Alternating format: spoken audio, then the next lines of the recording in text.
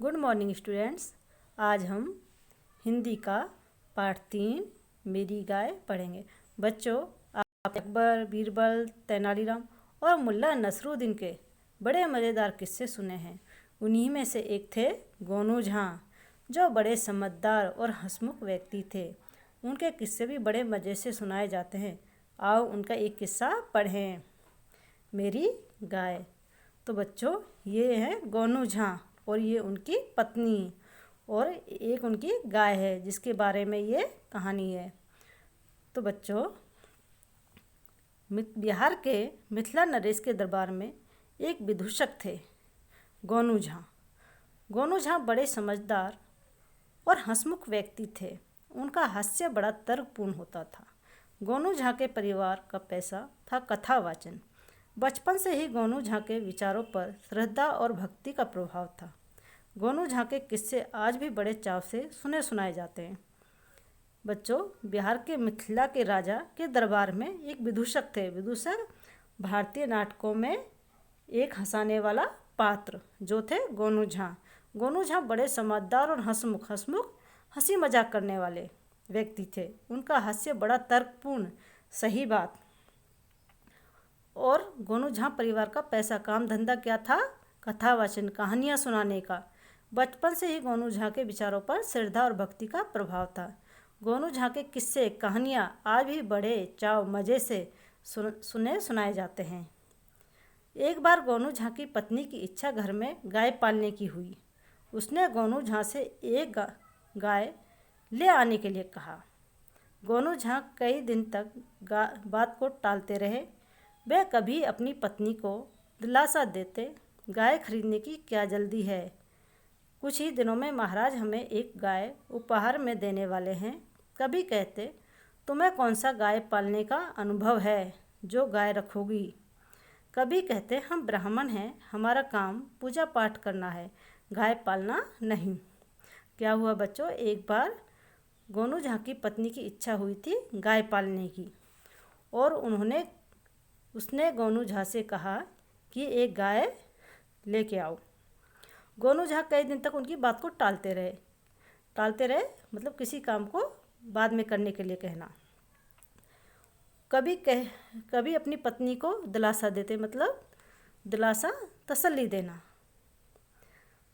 गाय खरीदने की क्या जल्दी है, आपको गाय खरीदने की क्या जल्दी है, कुछ दिनों में महाराज हमें एक गाय उपहार मतलब तोहफा देने वाले हैं।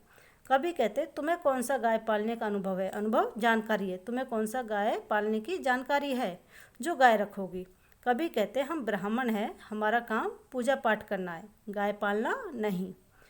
पत्नी उनके बहाने सुनकर तंग आ गई थी। आखिर उसने गोनू झां को चेतावनी देते हुए कहा, अगर आप गाय लेकर नहीं आए तो मैं अपनी जान दे दूंगी। अब बेचारे गोनू झां के सामने अब गाय ले आने के सिवा कोई चारा न बचा। लाचार होकर वे गाय लेने चल दिए। कुछ दिनों का सफ़र तय करके वे सोनपुर के मेले में पहुँचे। उन्होंने एक अच्छी सी गाय खरीदी और अपने गांव की ओर चल दिए। क्या हुआ, गोनू झां के सामने अब गाय के सिवा कोई चारा नहीं था। अब गाय तो लेके आनी थी उनको, क्योंकि उनकी पत्नी ने धमकी दे दी, उनको चेतावनी दे दी, अगर गाय नहीं लेकर आओगे तो मैं अपनी जान दे दूँगी। अब वो चल दिए कहाँ, गाय लेने के लिए वो सोनपुर के मेले में पहुँचे। सोनपुर बिहार का एक ज़िला है जहाँ पर हर साल कार्तिक पूर्णिमा को पशु मेला लगता है और यह नवंबर-दिसंबर में, और यह एशिया का सबसे बड़ा पशु मेला है। और वहाँ से उन्होंने एक अच्छी गाय खरीदी और उसको लेकर गांव की ओर चल दिए। जैसे जैसे गोनू झां गांव के समीप पहुँचे, उन्हें एक चिंता सताई जा रही थी कि अब सैकड़ों बार गाय के बारे में गांव वालों के एक जैसे सवालों के जवाब देने पड़ेंगे। तभी गोनू झां के मस्तिष्क में एक विचार आया कि क्यों न सारे गांव वालों को एक ही बार में सब कुछ बता दिया जाए, ताकि वे बारी बारी पूछने न आए। क्या हुआ, जैसे जैसे गोनू झां गांव के समीप मतलब पास पहुँचे तो उनको चिंता सताने लगी कि गांव वाले एक जैसे सैकड़ों सवाल करेंगे और उनका जवाब मुझे सैकड़ों बार देना पड़ेगा। तभी गोनू झां के दिमाग में एक विचार आया क्यों ना सारे गांव वालों को सब कुछ एक बार में ही बता दिया जाए, ताकि बारी बारी ना पूछें। तो ऐसा सोचकर गांव की सीमा पर पहुंचकर उन्होंने गाय को एक पेड़ से बांधा और लगे जोर जोर से चिल्लाने, चोर चोर। गोनू झा की आवाज़ सुनकर गांव वाले लाठी, बल्लम, हंसियाँ जो भी हाथ लगा उठाकर उधर दौड़ पड़े। कहाँ है चोर, किधर गया, चिल्लाते हुए सबने गोनू झा को घेर लिया। गोनू झा जैसे कि किसी ने मुंह पर ताला लगा दिया हो, चुपचाप खड़े थे। गांव वाले हैरान थे कि आखिर हुआ क्या। बच्चों, जब गोनू झा की आवाज़ सुनी तो सुनकर गांव वाले लाठी, बल्लम जो भाला होता है, और हंसिया धान काटने वाला, उन सबको लेकर दौड़े दौड़े आए और बोले, कहाँ है चोर, कहाँ गया। सब ने गोनू झा को घेर लिया और गोनू झा के मुंह पर ताला लग गया और चुपचाप खड़े थे। गांव वाले हैरान थे कि आखिर हुआ क्या था। जैसे देखो चित्र में सब है ना, भाला लेकर सब खड़े, बच्चे यहाँ। गोनू झा जब आश्वस्त हो गए कि गांव के सभी युवक युवतियाँ और बुजुर्ग इकट्ठा हो गए हैं, तो वे चलकर उस पेड़ के पास पहुँचे जहाँ उन्होंने गाय को बांधा था। वहाँ पहुँचकर वो प्रेम पूर्वक हाथ जोड़कर कहने लगे, प्यारे ग्रामवासियों, मुझ पर संकट आया है। यह जानकर आप लोग जिस प्रकार मेरी सहायता के लिए दौड़े आए हैं, उसके लिए मैं आप सभी का आभारी हूँ। मैं आप सभी को यह बता देना चाहता हूँ कि अपनी पत्नी की इच्छा पूरी करने के लिए मैं सोनपुर के मेले से यह गाय खरीद कर लाया हूँ। इसके लिए मुझे दरबार में इतने दिन अनुपस्थित भी रहना पड़ा।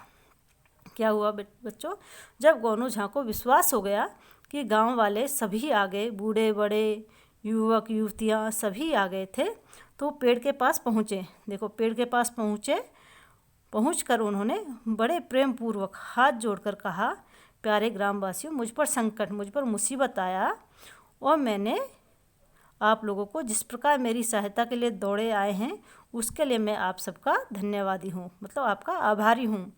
और आप सभी को यह बताना चाहता हूँ कि मेरी पत्नी की इच्छा थी कि वो गाय लेकर आए, तो मैं सोनपुर के मेले से यह गाय खरीद कर लाया हूँ, और इसलिए मैं दरबार में इतने दिन से गैर हाजिर भी था, मतलब एब्सेंट था।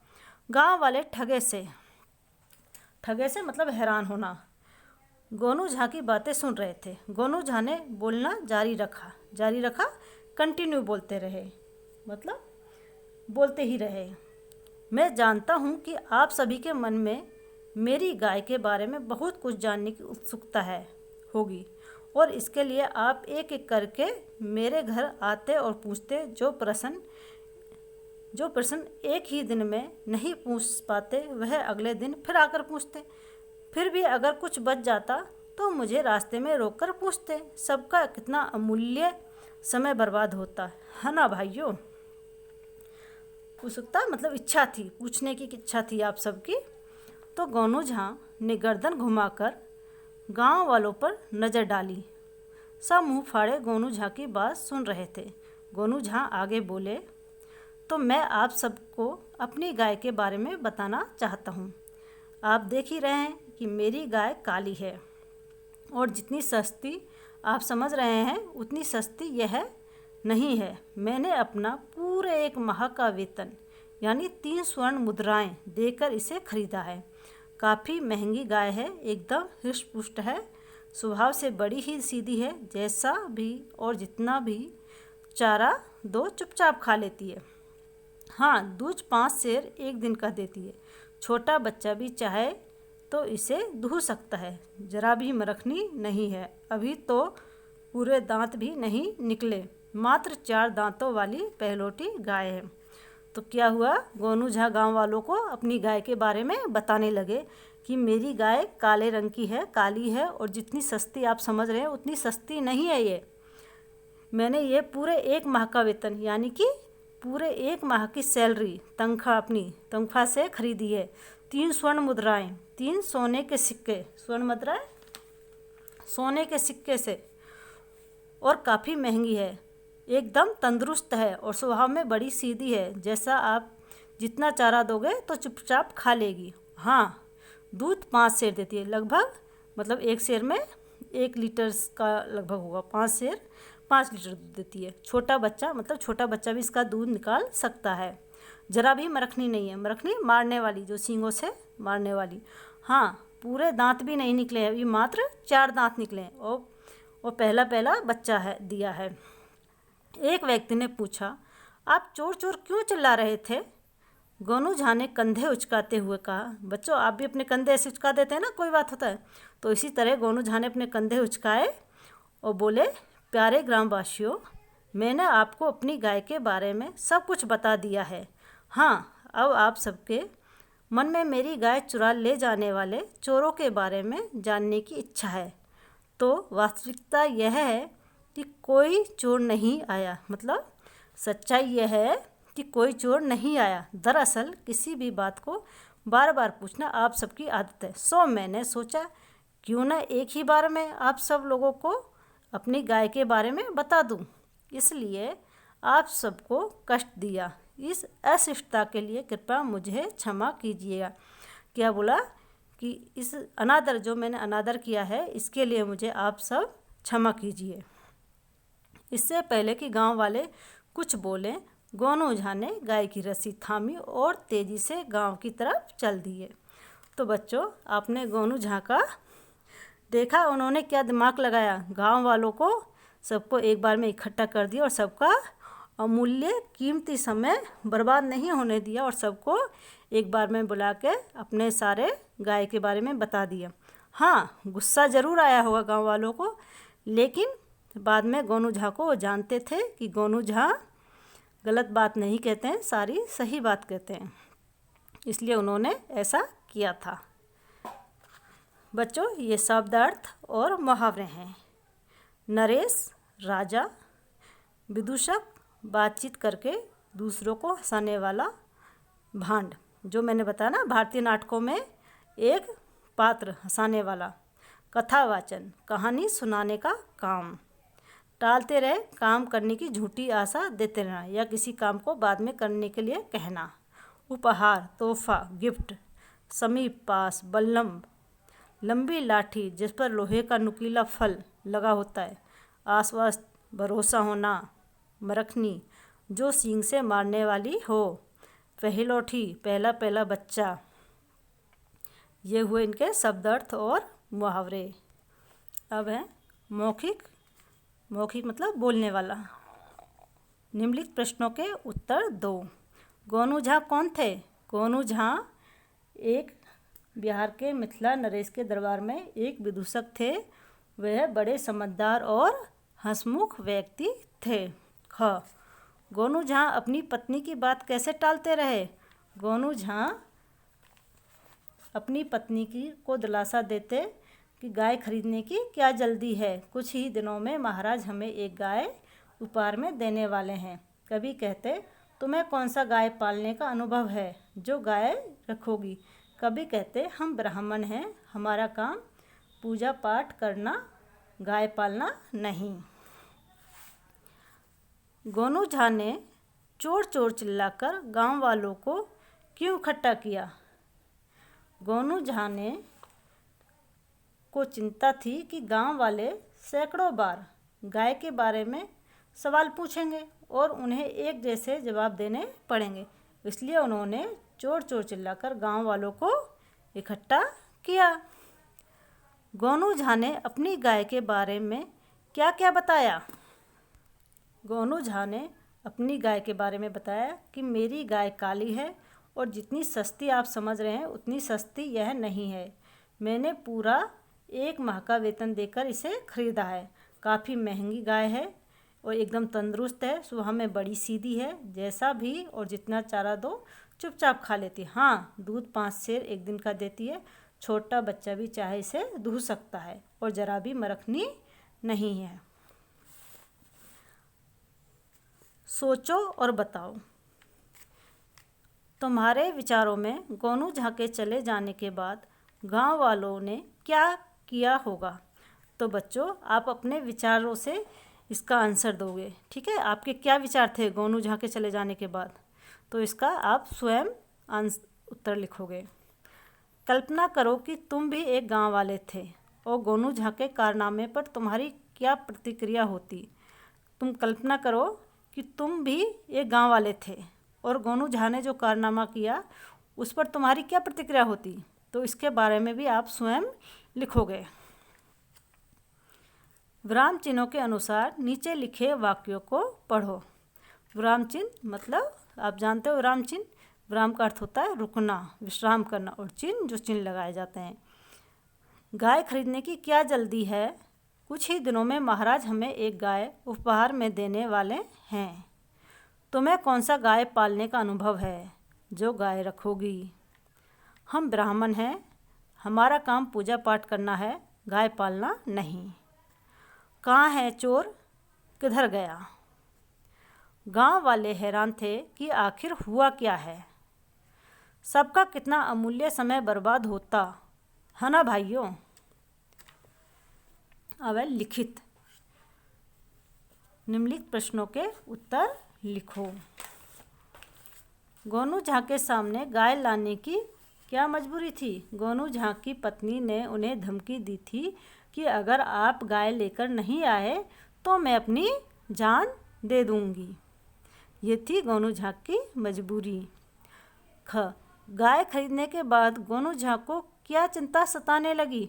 गाय खरीदने के बाद गोनू झा को चिंता सताने लगी कि उन्हें एक चिंता सताई जा रही थी कि अब सैकड़ों बार गाय के बारे में गांव वालों के एक जैसे सवालों के एक जैसे जवाब देने पड़ेंगे। चिंता से छुटकारा पाने के लिए गोनू झा ने क्या उपाय सोचा। चिंता से छुटकारा पाने के लिए गोनू झा के दिमाग में एक विचार आया कि क्यों न सारे गांव वालों को एक ही बार में सब कुछ बता दिया जाए ताकि वे बारी बारी से पूछने न आए। ऐसा सोचकर गांव की सीमा पर पहुंचकर उन्होंने गाय को एक पेड़ से बांधा और ज़ोर ज़ोर से चिल्लाने लगे, चोर चोर। सही उत्तरों के सामने निशान लगाओ।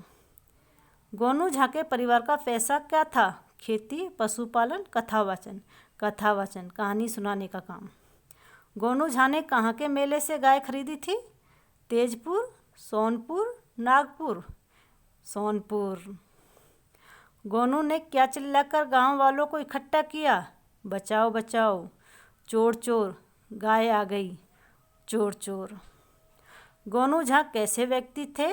पाठ के आधार पर तुम जो सोचते हो लिखो। पाठ के आधार पर गोनू झा एक विदूषक थे और बड़े समझदार और हंसमुख व्यक्ति थे। तो बच्चों, आपका अध्याय 3 आज पूरा हो गया है। इसे आप समझे, अच्छे से समझे होंगे और इसके क्वेश्चन आंसर आपको हिंदी की नोटबुक में करना है। ओके, थैंक यू बच्चों, थैंक यू डियर स्टूडेंट्स।